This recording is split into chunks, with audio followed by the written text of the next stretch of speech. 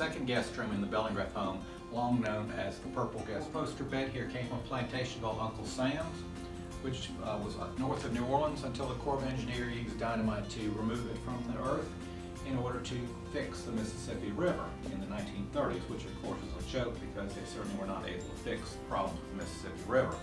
The bed dates to about 1830 to 1835. There's a trundle bed underneath it, probably from the 1870s, that was added to it.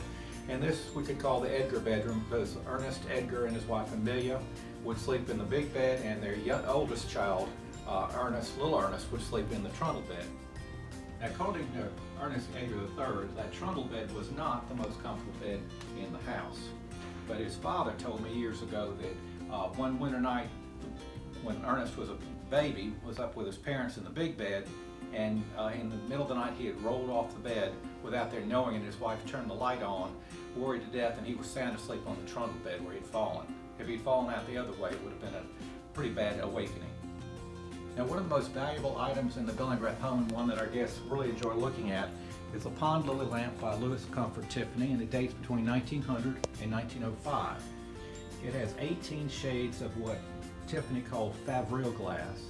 It's very beautiful golden glass that he patented.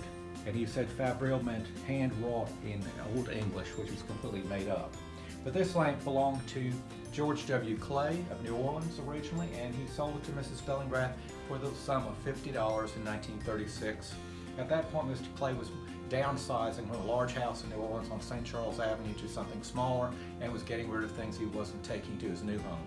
I've always been curious exactly what he did take to his new home when he let treasures like this go.